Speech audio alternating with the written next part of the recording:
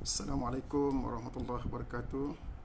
Apa khabar tuan-tuan, puan-puan, muslimin muslimat yang dirahmati Allah Subhanahu wa taala. Alhamdulillah, pada petang ini saya dapat bersama dalam sesi tazkirah mutawif yang dibawa khas oleh syarikat ataupun Zuhud Holidays yang Berhad. Mudah-mudahan program yang kita jalankan ini akan mendapat manfaat dan juga merupakan ibadah kita kepada Allah Subhanahu wa taala. Jadi sebelum kita memulakan sesi tazkirah kita pada petang ini, suka kita nak mintalah kepada sahabat-sahabat ataupun muslimin muslimat yang dapat menonton rancangan kita pada petang ini, tolong share, moga-moga boleh disebarluaskan dan boleh memberi banyak lagi manfaat kepada rakan-rakan ataupun muslimin muslimat yang berada di luar sana. Jadi program ini saya nak maklumkan sekali lagi, iaitu kita namakan sebagai sesi tazkirah mutawif. Tazkirah mutawif syarikat Zuhud Holiday yang telah bersiaran beberapa kali sejak daripada Ramadan, sejak daripada Ramadan, ya, bermula pada 7 hari yang lepas, dan ini merupakan, hari ini adalah giliran saya diamanahkan untuk menyampaikan sedikit tazkirah peringatan untuk kita hayati bersama. Mudah-mudahan ianya akan memberi manfaat kepada kita, insya-Allah. Baik, sementara kita menunggu rakan-rakan kita ataupun ramai lagi kalau bolehlah yang menonton rancangan ataupun live di FB Zuhud pada petang ini, InsyaAllah kita akan mulakan sekejap lagi lah. Kita akan mula sekejap lagi. Setakat ni InsyaAllah adalah beberapa orang. Terima kasih kepada yang datang untuk menonton, dan juga tadi ramai juga yang share untuk di FB untuk rancangan ataupun sesi tazkirah mutawif ini. Mudah-mudahan ramailah yang akan dapat melihatlah, walaupun kita ni bukanlah selebriti, tapi insya-Allah apa yang akan disampaikan mudah-mudahan walaupun tak panjang akan merupakan amal ibadat kita kepada Allah Subhanahu Wa Taala, sama ada bagi pihak yang bercakap dan juga bagi pihak tuan-tuan yang sudi mendengar rancangan ataupun sesi tazkirah kita pada petang ini. Baik tuan-tuan, kita mulakanlah. Alhamdulillah, alhamdulillahirabbil alamin, wassalat wassalamu ala asyrafil anbiya'i wal mursalin wa ala alihi washabbihi ajma'in. Subhanaka la ilma lana illa ma 'allamtana innaka antal alimul hakim. Rabbi shrah li sadri wa yassir li amri wahlul 'uqdatam min lisani yafqahu qawli. Amma ba'd. Pertamanya kita bersyukur pada Allah Subhanahu wa taala. Pada hari ini kita masih lagi diberi kesempatan oleh Allah untuk berada di bulan Ramadan yang penuh keberkatan ini. Hari ini adalah merupakan hari yang ketujuh kita berada di bulan yang penuh berkat ini, dan saya yakin dan saya pasti di luar sana ramai di kalangan orang-orang yang kita kenal, orang-orang yang mungkin walaupun tak kenal disampaikan berita kepada kita dalam bulan Ramadan ini pun ramai orang-orang yang telah dijemput oleh Allah Subhanahu Wa Taala. Saya sungguh rasa terharu tuan-tuan. Pagi tadi pun saya dalam keadaan kita berdoa, wa ballighna Ramadan, umur kita sampai kepada Ramadan, umur kita sendiri sampai kepada Ramadan, sempat berpuasa pada hari ini, insya-Allah kita akan berbuka di petang nanti. Hari ini adalah hari yang ketujuh, dan dalam masa hari yang ketujuh ini kita sempat lagi mendengar seorang demi seorang yang kita kenal menemui Allah Subhanahu Wa Taala. Itulah janji Allah Subhanahu Wa Taala yang kita tak tahu. Maksudnya janji kita iaitu ajal kita tak tahu. Tinggal lagi ialah dalam masa kita tidak tahu ini, kita mengambil peluang Ramadan ini. Oleh kerana kita tak tahu bila kita akan dijemput oleh Allah Subhanahu Wa Taala. Idza jaa ajaluha la yastaqdimun la yastakhirun. Kita tak tahu bila kita akan dijemput oleh Allah Subhanahu Wa Taala. Dan bagi orang yang menyedari keadaan ini, Ramadan ini adalah merupakan peluang yang sebaik-baiknya, kerana Ramadan ini Allah akan mengampunkan Man qama Ramadan imanan wa ihtisaba ghufira lahu ma taqaddama min zambi. Siapa yang mendirikan Ramadan ini, mendirikan ataupun melaksanakan puasa di bulan Ramadan ini dan mengerjakan ibadah di dalamnya dengan iman dan pengharapan pada Allah Subhanahu wa taala, Allah akan ampunkan dosanya, tuan-tuan. Pagi tadi pun pertama saya terima berita kematian daripada saudara mara di kampung, tuan-tuan. Dan baru sebentar tadi yang paling menyebabkan saya rasa insaf, cukup insaf, tuan-tuan, bila seorang rakan yang akrab dengan kita, ditambah lagi bos saya lah, dengan nada sedih, baru tadi selepas zuhur memberitahu saya bahawa ayah mentua telah meninggal dunia. Maka tidak dapat yang saya nak ucapkan ialah melainkan terasa air mata kita mengalir, tuan-tuan. Kerana dengan kematian orang-orang yang berada dekat dengan kita lah yang boleh menginsafkan kita. Kalaulah kita ini sentiasa dapat merasakan keadaan itu, tuan-tuan, mungkin waktu kita dimatikan oleh Allah, kita tak dapat lagi merasa perasaan itu, melainkan suatu perasaan yang lain. Dalam keadaan Allah matikan orang-orang di sekitar kita, Allah matikan orang-orang yang kita kenal, tuan-tuan, maka ketika itulah Allah memberi satu tarbiyah kepada kita. Jangan kita persia-siakan hidup ini. Carilah sebanyak-banyaknya amal yang boleh membawa kita dekat dengan Allah Subhanahu wa taala. Perkara yang boleh menyebabkan kita menjadi manusia yang berguna, yang beruntung di sisi Allah Subhanahu wa taala. Sebelum saya memanjangkan sesi tazkirah saya ini, tuan-tuan, saya nak berkongsi satu perkara yang sangat mahal yang ada pada pengalaman saya. Dalam bercerita tentang kematian ini, tuan-tuan, di bulan Ramadan yang penuh berkah ini, saya ada satu pengalaman yang cukup, yang saya rasakan sentiasa memberi kesan dalam jiwa saya sampailah insya-Allah ke akhir hayat saya, tuan-tuan. Iaitu saya mendengar berita tentang kematian orang yang paling saya sayang, iaitu ibu saya, tuan-tuan. Saya nak beri contoh satu perkara yang boleh menyebabkan satu perasaan yang tak pernah kita rasakan. Iaitu, saya nak beri contohnya ialah bagaimana bila seminggu berada di kampung dalam keadaan ibu sedang tenat, tuan-tuan. Dan dalam keadaan seminggu itu adalah satu masa ibu dalam keadaan yang nampak agak okey, agak baik, agak stabil. Maka saya mengambil keputusan untuk balik ke Kuching. Perjalanan daripada kampung ke Kuching, tuan-tuan, lebih kurang dalam 6 jam, 6 jam perjalanan biasa, ataupun kalau cepat sikit mungkin 6 jam, 5 jam. Jadi ketika saya balik ke Kuching, keesokan harinya, yang memang saya pun berhasrat untuk kembali ke kampung, tiba-tiba kakak saya menelefon saya dan mengatakan bahawa ibu telah meninggal. Ibu saya telah meninggal 1 Ramadan 2016, tuan-tuan. Dan ketika itu kakak saya bertanya kepada saya, adakah dalam keadaan 6 jam itu, dalam keadaan pukul 12 ataupun lebih kurang dalam pukul 1 begitu, tuan-tuan, kakak saya tanya kepada saya, adakah perlu menunggu saya untuk mengebumikan jenazah ibu, ataupun kalau ditunggu mungkin, sebab di kampung tak boleh dikebumikan dalam keadaan di waktu malam. Kalau ditunggu mungkin jenazah ibu akan dikebumikan sebelah di siang hari ataupun hari keesokan harinya. Maka saya berfikir dengan penuh insaf, tuan-tuan. Saya kata, uruskan jenazah ibu itu. Kalau boleh saya akan datang secepat mungkin, saya akan usaha secepat mungkin. Kalau tak sempat, saya redha. Saya tak bersempat bertemu dengan ibu saya yang sangat saya kasihi.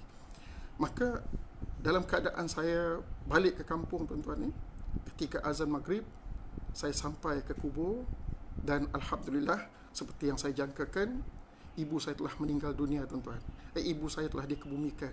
Dalam keadaan azan, ibu saya telah selamat dikebumikan oleh kaum kerabat, adik-beradik, anak-anak saudara dan sebagainya. Maka kami pun berbuka puasa di kubur. Setelah berbuka puasa di kubur, saya ajak anak-anak saya untuk solat jenazah di kubur. Ini sedikit nak cerita tentang bagaimana perasaan kita, tuan-tuan. Mudah-mudahan perasaan ini bukan setakat ketika kita mengalami peristiwa-peristiwa begini, tetapi kalau boleh, kita sentiasa perlu ada perasaan ini supaya kita sentiasa berhati-hati di dalam setiap tindak tanduk kita. Setiap amalan kita yang kita fikirkan ialah apa yang boleh memberi manfaat, apa yang boleh menyambung amal ibu bapa kita, tuan-tuan. Maka yang saya ingin nak sambung sedikit, tuan-tuan, bila habis mengebumikan dan berada di tanah perkuburan, kami balik ke rumah. Oleh kerana waktu itu adalah hari pertama puasa, tuan-tuan, yang ada di rumah hanya keluarga yang terdekat sahaja. Maka kami pun, saya pun mengajak anak-anak saudara, abang-abang dan adik-beradik untuk solat berjemaah di rumah.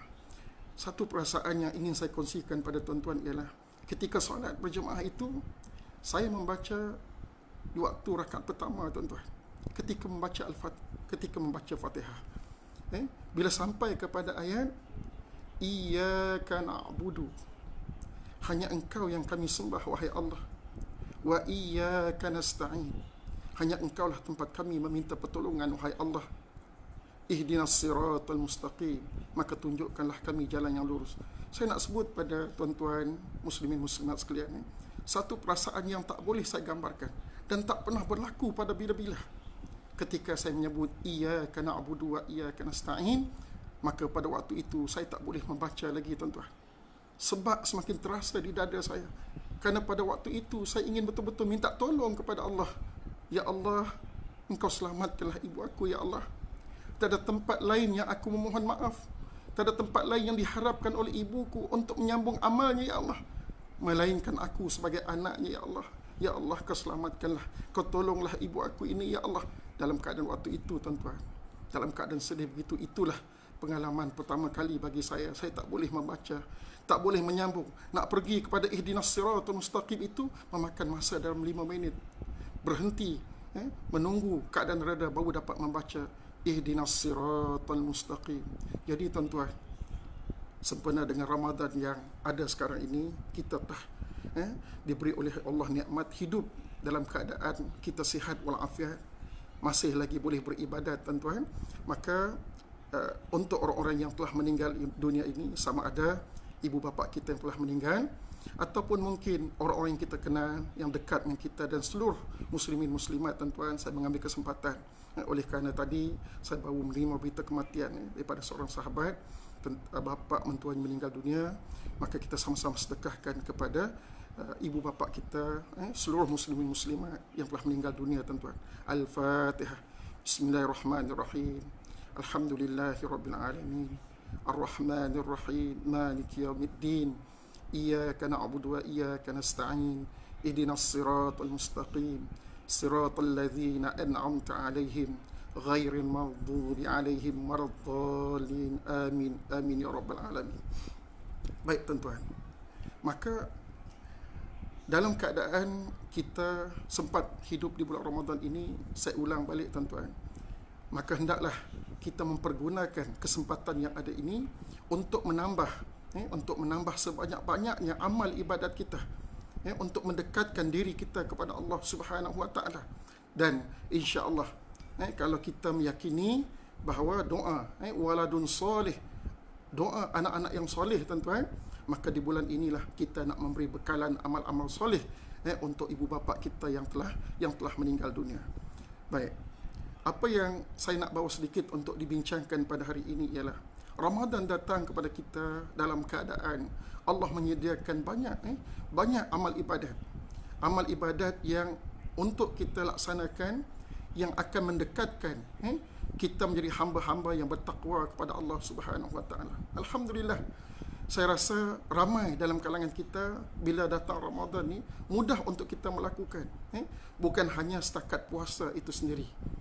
Puasa bermula pada terbit fajar sampai ke terbenam matahari. Alhamdulillah, kita jaga puasa kita supaya puasa kita ini sentiasa mendapat pengiktirafan dan anugerah yang penuh daripada Allah Subhanahu wa taala. Tetapi dalam masa yang sama, Ramadan ini telah menyajikan banyak amal ibadat yang begitu boleh mendatangkan keberkatan, yang boleh mendatangkan keampunan kepada kita. Maka saya nak bawa satu antaranya ialah mudah-mudahan dalam Ramadan ini kita perlu perbanyakkan sedekah kita. Perbanyakkan sedekah.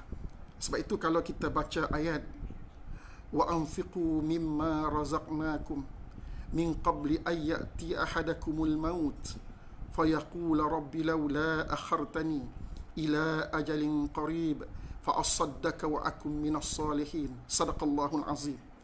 Yang bermaksud Allah mengatakan kepada manusia, kita kepada kita sebagai hamba. Apa kata Allah Subhanahu wa taala? Wa anfiqu mimma razaqnakum. Hendaklah kamu bersedekah. Hendaklah kamu menginfakkan sedikit daripada apa yang telah Allah anugerahkan kepada kamu. Allah rezekikan kepada kita. Allah minta sedikit. Masya Allah tuan-tuan. Kalau kita memahami cara Allah bercakap, cara Allah menyampaikan itu tuan-tuan, malu kita. Allah minta kepada kita sedangkan Allah sendiri yang memberikan kepada kita. Bayangkan tuan-tuan, kalau orang memberi kepada kita sesuatu, tiba-tiba dia minta sedikit jasa daripada kita, meminta sedikit balasan daripada kita, bagaimana perasaan kita tuan-tuan? Ini Allah sebut. Wa anfiqu mimma razaqnakum. Hendaklah kamu membelanjakan harta sedikit yang telah aku berikan kepada kamu. Min qabli ayyati ahadakumul maut. Iaitu sebelum didatangkan kepada seseorang kepada kamu itu ajal mautnya. Sebelum Allah datangkan, Allah beri peringatan. Hendaklah kamu membelanjakan sedikit daripada harta benda kamu sebelum Allah datangkan kepada kamu maut, ajal kamu. Maka kata Allah, disambung oleh Allah Subhanahu wa taala, fa yaqulu rabbi laula akhartani ila ajalin qarib. Maka berkatalah seseorang itu kepada Allah Subhanahu wa taala yang nak dimatikan ini, alangkah baiknya ya Allah sekiranya ajal aku ini boleh ditangguhkan ke masa yang lebih sedikit. Dia minta masa supaya ditangguhkan sedikit daripada ajal yang sebenar tadi, walaupun sedikit. Fi ajalin qarib, walaupun sedikit. Maka dia kata apa? Fa asdaqa, maka aku akan bersedekah. Wa akunna minas salihin. Maka aku akan bersedekah kalaulah Allah beri sedikit umurku, menyambung sedikit peluang kepadaku daripada takdir tadi, maka aku berjanji kepadamu, wahai Allah, aku akan mengeluarkan sedikit, aku akan mengeluarkan hartaku untuk diinfakkan di jalan Allah, dan aku ingin supaya ianya menjadi amal-amal salih kepada Allah Subhanahu wa taala. Bayangkan tuan-tuan, di Ramadan yang penuh barakah ini, iaitu Allah telah menceritakan satu keadaan manusia yang sesuai untuk kita baca tuan-tuan, untuk memperingati diri kita bahawa jangan kita menjadi manusia seperti ini. Kita minta supaya kita ini sentiasa diberi hidayah oleh Allah. Jangan kita menjadi golongan yang Allah beri peringatan. Jangan sekali-kali kamu tidak mengeluarkan sedikit daripada harta kamu, sehingga kan apabila kita dimatikan oleh Allah nanti, kita merayu kepada Allah.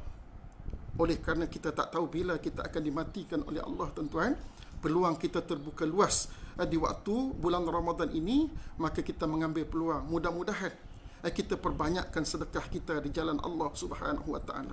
Kerana bayangkan, selalu kita dengar tuan-tuan, dan ayat ini membuktikan bahawa, iaitu sesiapa yang diberi peluang, andai kata kita diberi peluang hidup sedikit sebelum kita dimatikan oleh Allah Subhanahu wa taala, kita tahu kita akan mati tuan-tuan, tetapi Allah beritahu diberi sedikit masa. Pada ketika itulah tidak ada lain ibadat yang untuk kita tunaikan melainkan kita sanggup untuk menginfakkan harta benda kita di jalan Allah Subhanahu wa taala. Bayangkan tuan-tuan, yang kita ini tak tahu bila kita akan dimatikan oleh Allah Subhanahu wa taala. Yang bila kita akan dimatikan oleh Allah Subhanahu wa taala. Sebab itu saya dalam masa yang ringkas ini tuan-tuan, cuba kita tengok balik apa yang berlaku di zaman Nabi sallallahu alaihi wasallam. Untuk memberi semangat kepada kita. Mudah-mudahan dalam Ramadan yang berbaki ini tuan-tuan, 23 hari akan datang ataupun 22 hari akan datang, kita memikirkan apa yang perlu kita buat untuk supaya kita harta benda kita akan dinilai oleh Allah sebagai infak di jalan Allah Subhanahu wa taala. Bayangkan tuan-tuan, apa yang berlaku di zaman Rasulullah sallallahu alaihi wasallam. Banyak yang kita dengar tentang Nabi sallallahu alaihi wasallam. Nabi adalah seorang dermawan.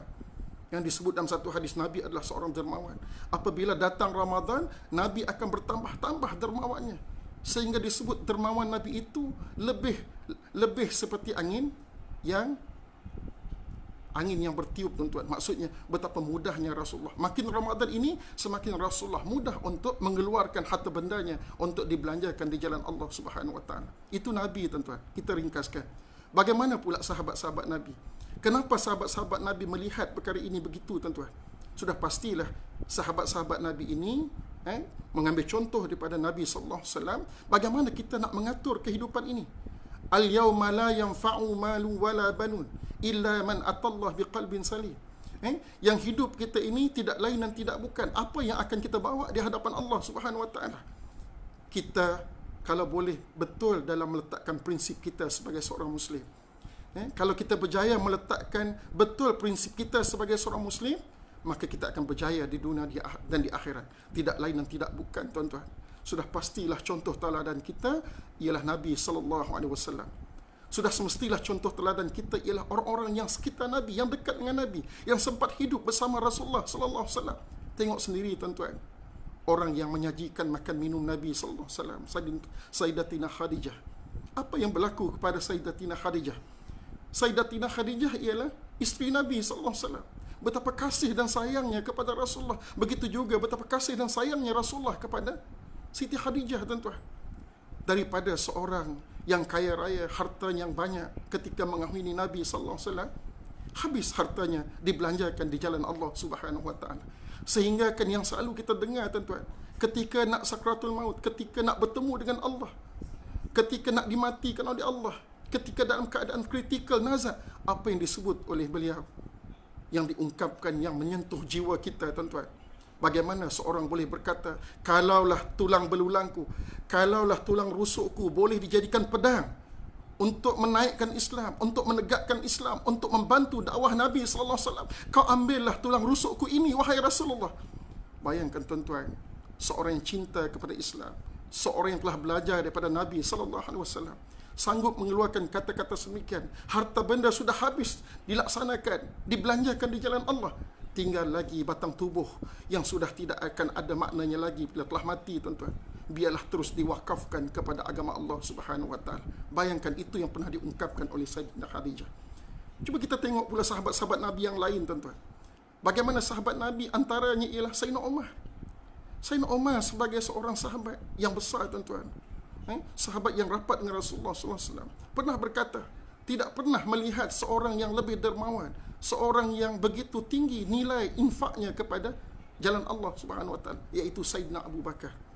Sehingga kan dicemburui oleh Sayyidina Abu Bakar, Sayyidina Umar.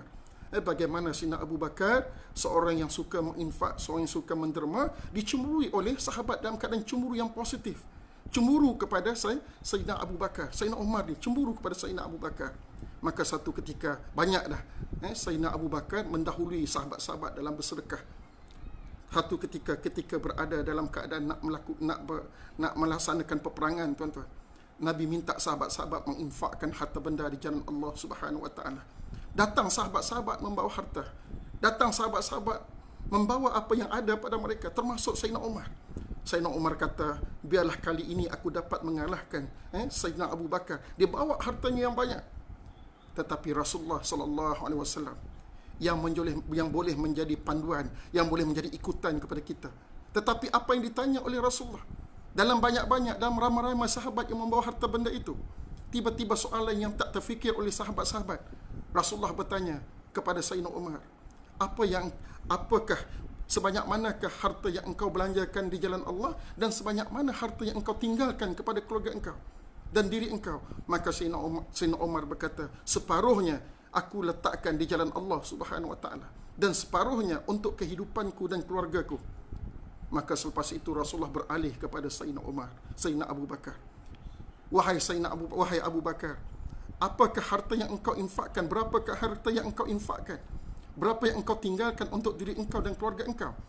Maka Sayyidina Abu Bakar berkata, wahai Rasulullah, seluruh harta bendaku telah aku letakkan di jalan Allah Subhanahu Wa Taala. Semua yang ada di sini ada harta bendaku.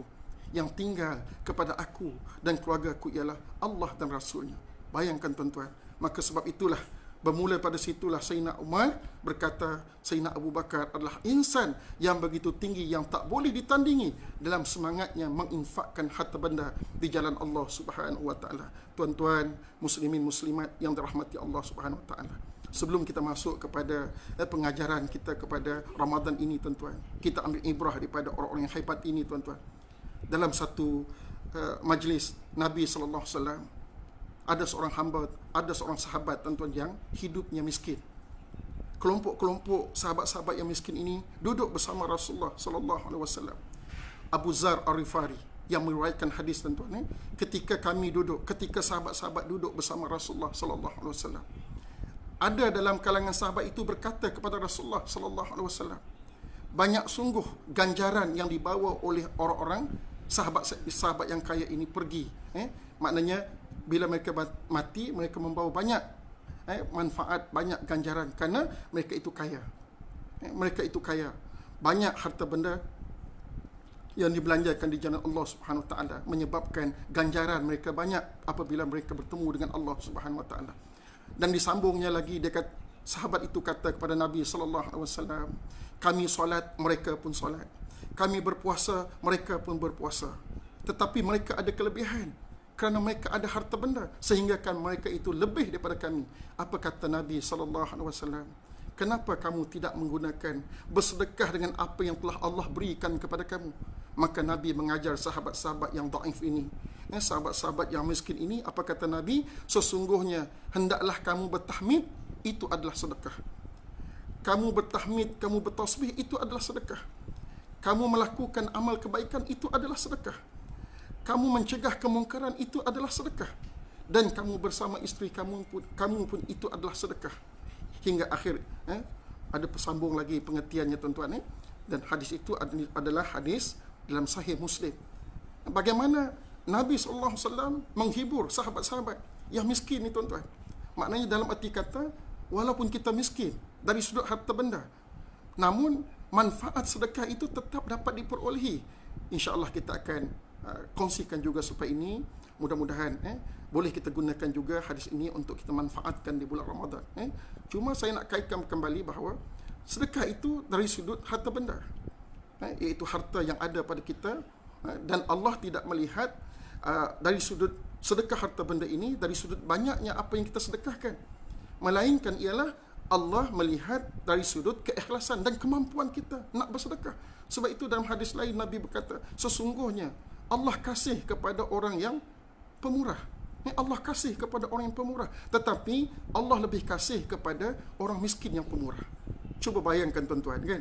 Dalam keadaan kita pemurah, orang kaya pemurah, tetapi Allah lebih pandang orang miskin yang pemurah, yang sanggup mengeluarkan harta benda di jalan Allah Subhanahu Wa Taala. Dalam keadaan dia tak ada harta, tapi sanggup mengeluarkan harta benda. Ini merupakan satu rancangan daripada Rasulullah SAW. Jangan terasa bahawa kita tak ada harta benda, kita tak boleh melakukan amal ibadat kepada Allah Subhanahu Wa Taala. Selalu kita baca, inna akramakum indallahi atqakum. Allah tidak pandang. Allah tidak pandang harta benda kamu, sedangkan Allah yang menjadikan harta benda kamu. Kalau Allah pandang pada harta benda kamu, sedikit pun Allah tak bagi harta benda itu kepada orang kafir, kepada orang jahat, kepada orang yang tak beriman. Langsung harta benda itu tak dipandang oleh Allah Subhanahu Wa Taala. Illal ladzina amanu wa amilus solihat. Melainkan Allah pandang kepada amal-amal soleh kita. Sebab itu tuan-tuan, dalam bulan Ramadan ini, kalau kita lihat sedekah itu dari sudut bersedekah harta benda, maka Nabi mengajar kita. Sebab tu saya katakan tadi, Ramadan ini adalah merupakan satu bulan yang betul-betul Allah memberi tarbiyah kepada kita. Allah menyuruh kita supaya kita boleh mengatur jiwa dan raga kita, boleh mengatur hati kita supaya jadi hati yang qalbun salim, hati yang betul-betul yang diredai oleh Allah Subhanahu Wa Taala. Cuba tuan-tuan fikirkan dalam ayat yang lain Allah mengatakan, hal ya ayyuhallazina amanu hal adullukum ala tijaratin tunjikum min azabin alim tu'minuna billah wa tujahiduna fi sabilillah bi amwalikum wa anfusikum dzalikum khairul lakum in kuntum ta'lamun. Wahai orang-orang yang beriman, kata Allah, hal adullukum, mahukah aku tunjukkan kepada kamu satu perniagaan yang boleh menyelamatkan, yang boleh menghindarkan kamu daripada api neraka, kata Allah Subhanahu Wa Taala. Bayangkan tuan-tuan, tidak ada benda lain yang lebih mahal yang kita cari. Kalau kita ini adalah orang yang beriman kepada Allah, apa yang kita cari ialah yang kita cari keredaan daripada Allah Subhanahu Wa Taala, yang kita cari ialah jannah, iaitu syurga Allah Subhanahu Wa Taala. Maka kata Allah, adakah kamu mahu aku tunjukkan kepada kamu satu perniagaan yang menguntungkan, yang boleh menjauhkan kamu daripada api neraka? Wa tujahiduna fi sabilillah, kamu berjihad di jalan Allah, kamu berjuang di jalan Allah, kamu menolong agama Allah bi amwalikum wa anfusikum, dengan harta benda kamu, dengan diri kamu. Zalikum khairul lakum in kuntum ta'lamun, itu lebih baik bagi kamu sekiranya kamu mengetahui. Tuan-tuan, puan-puan muslimin muslimat yang dirahmati Allah Subhanahu Wa Taala, bayangkan Ramadan ini tuan-tuan, bagaimana Nabi SAW menyebut supaya kita didik jiwa kita ini bukan mudah tuan-tuan. Kita terus nak berjuang. Kita terus nak mengeluarkan harta benda kita.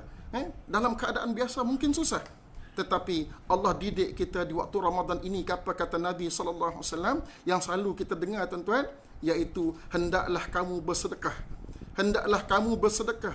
Yang disebut oleh Nabi, hendaklah kamu sedekah walaupun hanya seteguk air. Bayangkan. Walaupun seteguk air tuan-tuan. Memanglah dalam keadaan kita sekarang, kita tak nampak bagaimana kita boleh bersedekah dengan seteguk air. Sebab itu, oleh kerana ini, syarikat Zuhud Holiday ni tuan-tuan, merupakan syarikat yang membawa orang pergi haji, pergi umrah. Saya nak mengambil ibrah ketika berlaku di baik-baik, benda yang baik-baik yang boleh kita kongsikan tuan-tuan, yang berlaku di Tanah Suci tuan-tuan. Di depan Kaabah tuan-tuan, bayangkan di depan Kaabah. Seorang jemaah haji bercerita kepada saya, insya-Allah, dengan penuh sedih, dia mengalir air mata cerita kepada saya tuan-tuan. Nak cerita tentang seteguk air ini. Dia kata ketika dia duduk sementara menunggu untuk masuknya waktu tuan-tuan. Kan kita biasa di depan Kaabah tunggu, suka tunggu di depan Kaabah tuan-tuan. Ya Allah, nikmat yang paling besar kita duduk, insya-Allah. Tahun akan datang kita boleh pergi lagi, insya-Allah. Beramai-ramai kita pergi dengan Zuhud Holiday ataupun mana-mana syarikat tuan-tuan, insya-Allah. Apabila duduk di depan Kaabah, bayangkan kita berzikir kepada Allah. Kita menatap kebesaran Allah Subhanahu Wa Taala. Air yang dalam botol tadi tuan-tuan diletaknya di sisinya. Air yang dalam botol tadi diletak di sisinya. Bayangkan keadaan begitu tuan-tuan.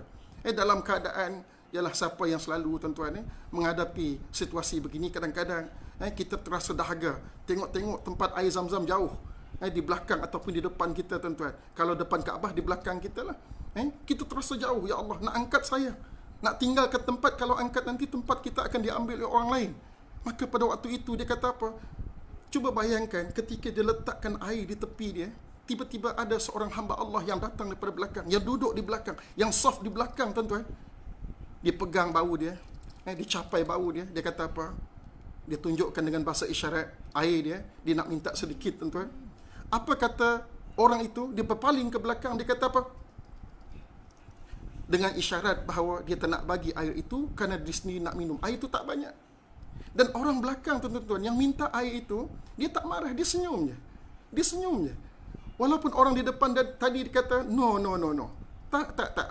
Aku sendiri nak minum. Dia toleh, dia tengok muka orang belakang itu tersenyum tuan-tuan. Tidak marah, tak ada pun sedikit riak mukanya, tak puas hati. Kenapa orang ni kedekut sangat dan sebagainya. Dia tak kata apa-apa, dia senyum je. Oleh kerana hamba Allah ini tuan-tuan datang dengan hati yang penuh pasrah. Datang kepada Allah untuk mendekatkan diri kepada Allah Subhanahu Wa Taala. Dalam keadaan berzikir, dalam keadaan bermunajat, dalam keadaan beribadat kepada Allah Subhanahu Wa Taala. Tiba-tiba air matanya menitis. Kenapa tuan-tuan? Aku ini berada di depan rumah Allah. Aku berada di depan rumah Allah. Bayangkan, di mana lagi yang boleh mendidik jiwa kita tuan-tuan? Di depan rumah Allah, hati kita tak tersentuh dengan apa yang disebut la yu'minu ahadukum hatta yuhibba li akhihi kama yuhibbu li nafsi. Tidak beriman seseorang kalau dia tidak cintakan kepada kawan-kawan ataupun sahabat seislamnya dengan perasaan lebih cinta pada dirinya, maka dia berpaling lagi ke belakang tuan-tuan. Dalam keadaan dia insaf, dalam keadaan dia bertafakur, bermuhasabah, betapa insaf, rasa kerdilnya diri di hadapan rumah Allah tuan-tuan. Ada sifat-sifat mazmumah yang pentingkan diri sendiri, akhirnya dia ambil air tadi, dia hulurkan kepada orang di belakang tuan-tuan. Orang di belakang tadi tetap mengambilnya dengan penuh senyuman. Sekali teguk je tuan-tuan, dia kata dia tak minum banyak, dia minum seteguk aja. Lepas tu dia kembalikan air itu kepada orang itu tuan-tuan di depan itu dengan penuh senyuman yang sangat-sangat berterima kasih. Lagilah orang itu merasakan, ya Allah, Engkau didik jiwa aku begini dengan peristiwa ini, ya Allah. Aku mohon ampun kepadamu, ya Allah. Bayangkan tuan-tuan, ini cerita seteguk air. Sebab itu Rasulullah SAW dalam bulan Ramadan ini tuan-tuan, apa yang Nabi kata? Tidak mustahil tuan-tuan untuk supaya kita berfikir, dermakanlah walaupun hanya seteguk air. Dermakanlah walaupun hanya sebutir tamar. Maknanya Allah nak mengajar kita bahawa tidak ada, nobody is, maksudnya semua orang, everybody can fly. Semua orang boleh beribadat tuan-tuan. Minta maaf ya. Semua orang boleh beribadat. Semua orang boleh melakukan sedekah. Semua orang boleh beramal dengan apa yang telah dianjurkan oleh Nabi SAW. Maka mudah-mudahan tuan-tuan, kalaulah Nabi mengatakan bahawa sekurang-kurangnya puasa ini, kita cuba meletakkan jiwa raga kita supaya sentiasa prihatin tentang ibadat ini, iaitu hendaklah kita di bulan yang penuh berkat ini tuan-tuan, kita cuba mengembangkan lagi semangat ini, membersihkan jiwa kita tuan-tuan, supaya kita ambil apa yang disebut oleh Nabi tadi, iaitu sekurang-kurangnya kalau tak ada sangat pun sedekahlah benda yang paling sedikit yang ada pada kita. Maka kalau kita ikut menyelami dengan lebih mendalam, artinya tidak boleh tidak kita mesti bersedekah. Cuba tuan-tuan fikir, dan saya juga berfikir tuan-tuan, kenapa di bulan Ramadan ini Allah jadikan di penghujung nanti, andai katalah kita boleh ibaratkan begini tuan-tuan, sepanjang Ramadan tadi Allah dah sebut dah dalam Al-Quran, Nabi dah sebut banyak dah hadis-hadisnya tuan-tuan, tetapi ada orang yang terus hatinya, perasaannya, sanubarinya langsung tidak ada perasaan ingin bersedekah kepada orang lain tuan-tuan, tidak ingin berkongsi apa yang telah Allah anugerahkan kepadanya, yang Allah berikan kepadanya, walaupun sedikit, dia tak mahu tuan-tuan. Apa yang kita faham di penghujung nanti, ketika datangnya satu Ramadan, sebelum berakhirnya solat hari raya, sebelum terbenamnya cahaya matahari ataupun matahari di hari yang pertama tuan-tuan, maka wajib ke atas setiap Muslim, bukan lagi sunat, tetapi Allah wajibkan semua kaum muslimin muslimat selagi yang mengaku dia Islam untuk mengeluarkan, iaitu zakat fitrah. Bukankah zakat fitrah itu, walaupun namanya zakat fitrah, bukan sedekah, tetapi konsepnya sama, iaitu kita ambil sedikit harta kita untuk diberikan kepada orang lain. Kenapa tuan-tuan? Supaya Allah tetap juga nak kita merasakan bahawa biarlah ada sedikit pengorbanan kita. Kita berkorban untuk agama Allah Subhanahu Wa Taala. Walaupun kita nilai tuan-tuan banyak mana RM7. Zakat fitrah RM7. Bukan RM7 itu yang menjadi persoalannya. Kalaulah hati kita ini betul-betul qalbun salim tuan-tuan, kita malu kepada Allah Subhanahu Wa Taala. Kalaulah kamu tidak mahu bersedekah, aku wajibkan kepada kamu bersedekah, mengeluarkan apa yang ada pada kamu. Kalau kamu seorang, kau keluarlah RM7. Kalau keluarga kamu ada 7, darablah 7 orang dan sebagainya. Allah wajibkan kita keluarkan harta benda tuan-tuan. Maka itulah mudah-mudahan kita malu kepada diri kita sendiri. Kita menjadi orang yang insaf. Sepanjang Ramadan ini hati kita tuan-tuan mudah pilu, mudah terkenangkan. Bukan setakat kita terkenangkan kampung halaman. Dalam PKP ini tuan-tuan, sebab rasa jiwa tak boleh balik ke kampung. Sebab rasanya, kalau saya nak sebut tuan-tuan, Ramadan ini kalau boleh kita latihkan diri kita, sama-sama kita cuba buat tuan-tuan. Oleh kerana satu ialah sedekah ini seperti mana yang kita baca tadi, wa anfiqu mimma razaqnakum. Kita dah baca ayat tadi, di hujungnya seorang itu kata bahawa kalau aku diberi peluang, aku akan bersedekah, dan mudah-mudahan ia akan menjadi amal soleh. Maka sekarang ini tuan-tuan, mudah-mudahan umur kita dipanjangkan oleh Allah Subhanahu Wa Taala. Berbaki Ramadan ini, marilah kita sama-sama merancang. Mudah-mudahan kita boleh terus melakukan kerja amal ibadat yang begini besar yang telah diwajibkan oleh Allah Subhanahu Wa Taala. Mungkin saya boleh katakan begini. Cuba kita tengok dulu orang yang dekat dengan kita tuan-tuan. Kita nak ambil apa yang dah disebut oleh Allah Subhanahu Wa Taala, kita nak ambil apa yang diajar oleh Rasulullah SAW sempena di bulan Ramadan ini, yang Allah gandakan sampai 700 kali ganda tuan-tuan. Apa yang kita lakukan, bahkan disebut dalam Lailatul Qadar, malam Lailatul Qadar di bulan Ramadan ini, kita boleh menambahkan sampai 1000 bulan. Maka marilah kita sama-sama berfikir, jangan kita hanya berfikir tentang bila hari raya nanti baru kita nak keluarkan ampau. Minta maaflah istilah itu tuan-tuan. Bila hari raya baru kita nak bersedekah. Kan? Boleh kita teruskan bersedekah pada hari raya. Tetapi sebenarnya ganjaran di bulan Ramadan ini lebih besar tuan-tuan. Saya teringat masa bukan PKP sempat kita merancang. Mesti balik ke kampung 2 kali. Ketika mana kita berfikir tuan-tuan, di kampung sana ada kaum kerabat kita yang masih hidup, yang dekat dengan kita. Saya teringat tuan-tuan satu hadis Nabi SAW yang kita rujuk dalam Tanbihul Ghafilin, yang Nabi kata seorang anak itu ialah antara tanggungjawab seorang anak bila meninggal ibu bapanya, ialah bila ibu bapanya telah meninggal, antara 2 perkara yang boleh dilaksanakan ialah 3 perkara yang boleh dilaksanakan. 1, banyakkan istighfar, sedekahkan kepada kedua ibu bapa kita. Banyakkan istighfar. Lebih-lebih lagi di bulan Ramadan ni tuan-tuan, banyakkan istighfar. Selain daripada ianya adalah sedekah, selain daripada ianya adalah ibadat, kita sedekahkan kepada kedua ibu bapa kita. Kan? Yang kedua, kata Nabi SAW, ialah kita menyambung silaturahim. Adik-beradik ibu bapa kita. Kan? Andai kata ibu bapa kita, adik-beradiknya masih hidup lagi tuan-tuan. Kalau kami tidak ada lagi, kita cuba kita cari tuan-tuan. Kalau kita masih ada saudara mara, yang adik-beradik mak dan ayah kita masih ada lagi tuan-tuan. Masa inilah kalau boleh kita kirimkan kain pelikat, kita kirimkan kurma, kita kirimkan duit dan seumpamanya. Kita hantarkan sedikit belanja barang dapur dan seumpamanya. Kita fikirkan orang-orang yang terdekat dengan kita, kan? Siapa lagi yang terdekat dengan kita? Mungkin orang yang terdekat di sebelah isteri kita, kan? Orang yang sebelah isteri kita, kaum kerabat yang terdekat dengan isteri kita, dan begitulah termasuklah kawan akrab kita, yang dekat dengan kita, yang kita tahu kesusahannya, kan? Saya ambil contohlah tuan-tuan, dalam NGO kami yang bergerak di kawasan Putrajaya ni lah, sempat juga ada beberapa orang hantar mesej kepada saya, Ustaz, kami ni tak dipandang orang, Ustaz, mungkin kawasan kami ni kawasan orang kaya-kaya, tapi kami ni bukanlah semua kaya, kami ni pekerja biasa, ada yang driver, ada pembantu dan sebagainya. Maka alhamdulillah tuan-tuan, hari ini insya-Allah akan ada bantuan kepada mereka oleh sahabat-sahabat daripada Jabatan Amal insya-Allah yang begitu prihatin di kawasan Putrajaya ni tuan-tuan. Mereka, saya bagi nama orang-orang ini yang boleh dihubungi. Itu contohnya tadi tuan-tuan. Kita tak tahu dalam rakan sekerja kita, dalam rakan setaman kita, kadang-kadang ada orang-orang yang perlukan bantuan daripada kita. Sekurang-kurangnya adalah usaha-usaha kita untuk membantu mereka.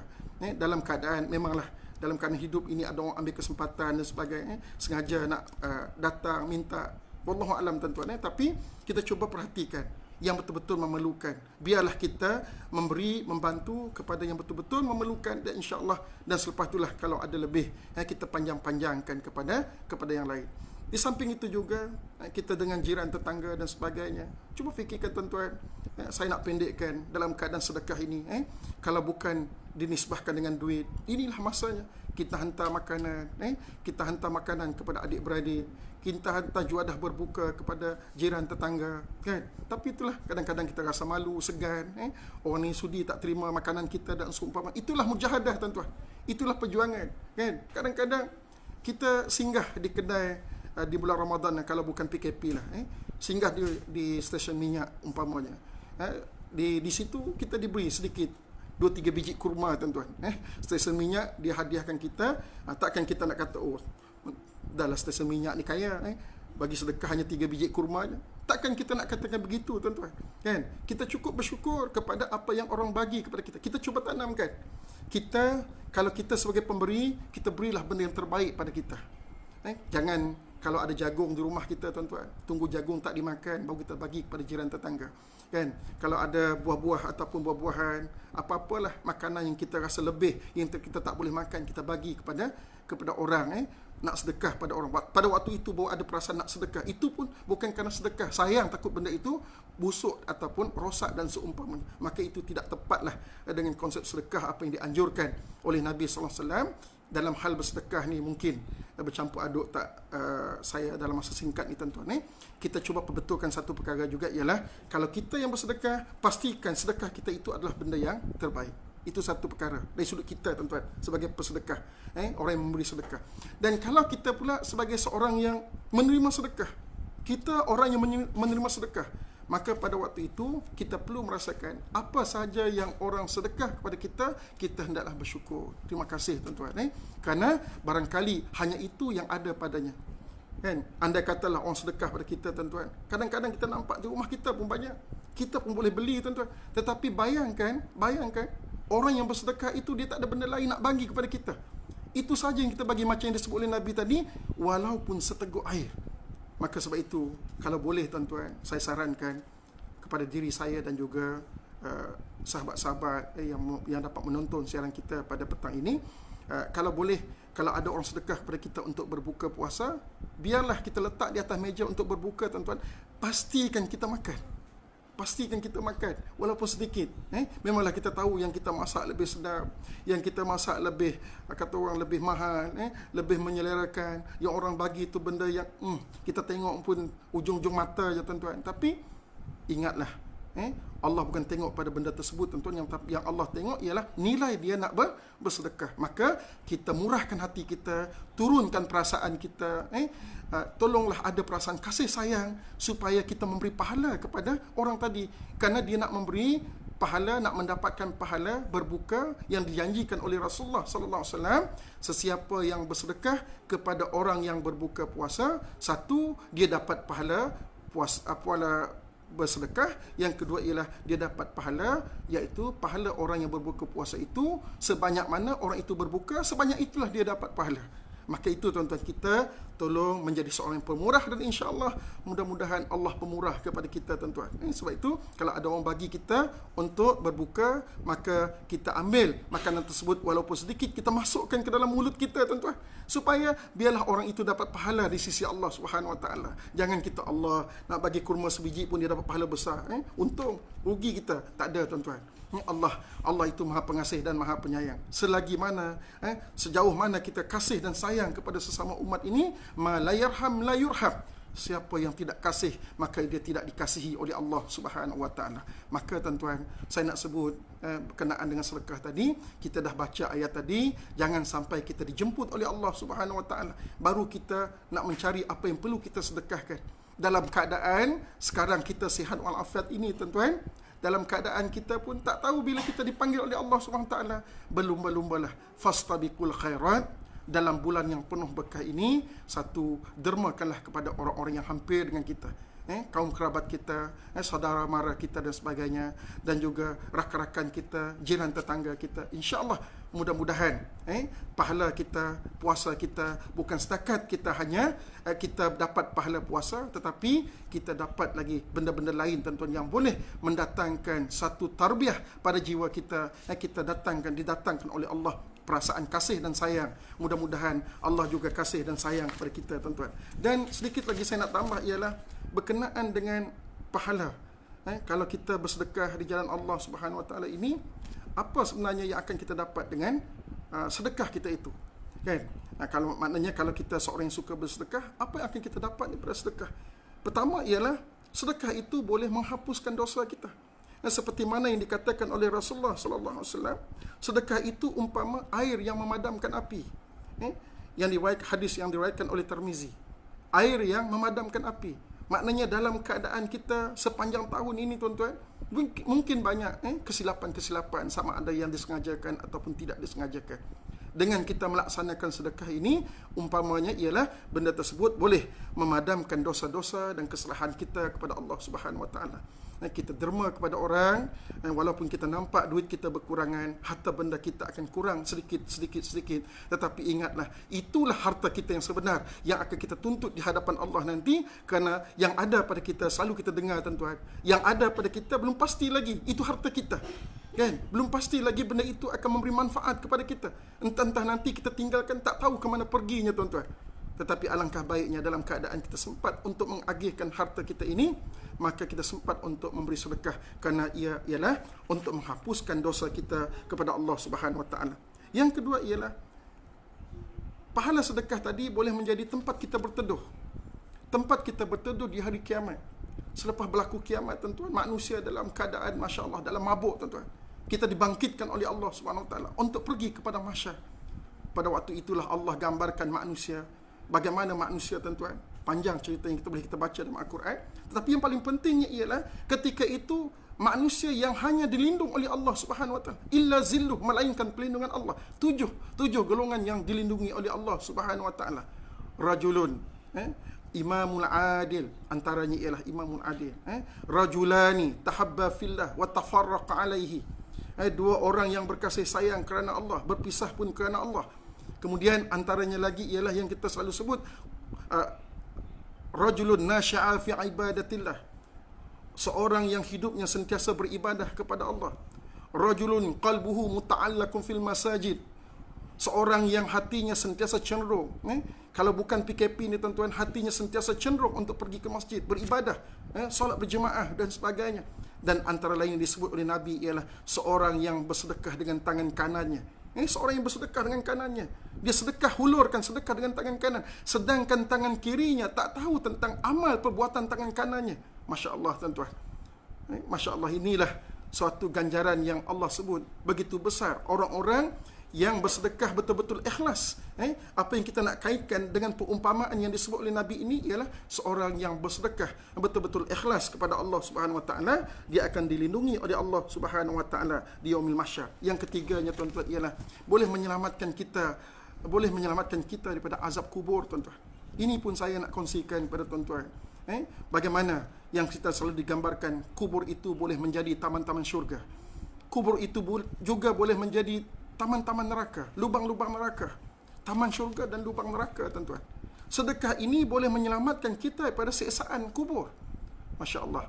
Inilah kalau kita nak mengambil supaya sedekah ini perlu kita lakukan untuk menjadi penyuluh, untuk menjadi penyelamat kita di alam kubur, tuan-tuan. Pernah satu ketika digambarkan tentang azab kubur, tuan-tuan. Satu cerita yang diolah atau diriwayatkan oleh seorang ulama, tuan-tuan.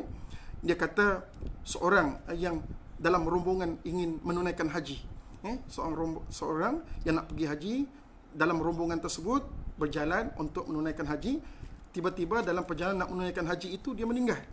Dalam perjalanan nak menunaikan haji itu dia meninggal. Dan dia meninggal sebelum sempat untuk menunaikan fardu haji. Dan ketika itulah, ketika dalam keadaan dia meninggal itu, maka dia pun nak dikebumikan di mana dia telah, tempat dia meninggal tadilah. Ketika dia nak dikebumikan, tuan-tuan, digalilah kubur. Digalilah kubur. Ketika kubur itu digalikan, orang-orang yang menggalikan kubur tadi terkejut kerana dalam tanah yang digali tadi terdapatnya seekor ular. Mungkin kita selalu dengar kisah ini, tuan-tuan. Kemudian berpindah lagi, gali lagi di tempat yang lain. Digali lagi dalam keadaan yang sama, jumpa lagi dengan ular. Sampailah 2-3 buah. Banyak lagi lubang-lubang yang digali, tuan-tuan. Setiap kali lubang itu digali, mereka tetap bertemu dengan seekor ular. Maka perkara itu telah dirujuk dengan seorang alim, tuan-tuan. Kalau tak silap saya dirujuk kepada Ibnu Abbas.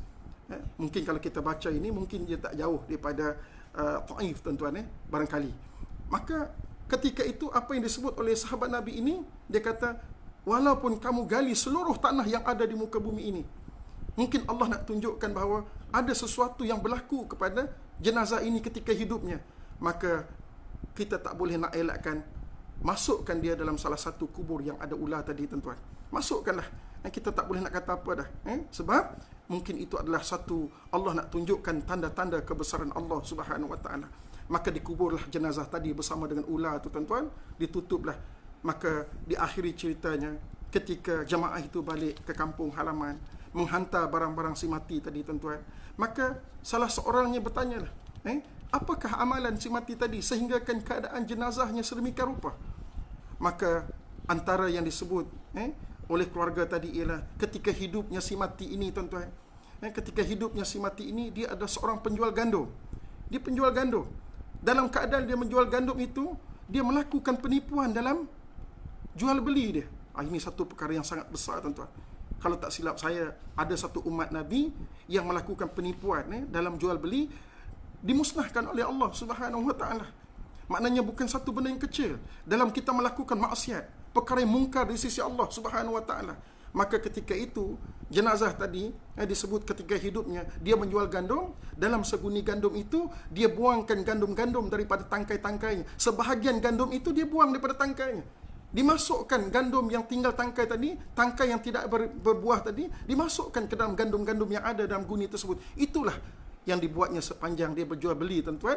Maka diajar oleh Allah kepada kita, maka hidup kita di dunia ini, tuan-tuan, kalau kita semata-mata hidup kita nak mencari kekayaan, hidup kita nak mencari harta, hidup kita nak senang saja, tuan-tuan, tanpa memikirkan tentang prinsip dan juga peraturan-peraturan yang telah diamanahkan oleh Allah Subhanahu Wa Taala untuk kita buat, untuk kita tinggalkan haram dan halal, maka inilah nasib yang diterima oleh jenazah tadi, tuan-tuan.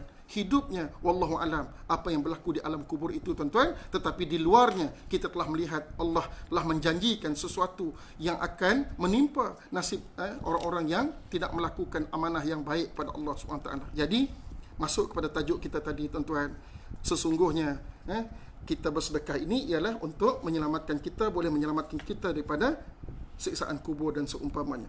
Kemudian ialah dapat membebaskan seseorang. Minta maaf, tuan-tuan. Yang seterusnya ialah terdapat pintu syurga khas untuk orang-orang yang bersedekah. Seperti mana solat itu ada pintu yang tersendiri, puasa itu ada pintu yang tersendiri, sedekah itu juga adalah ada pintu yang tersendiri.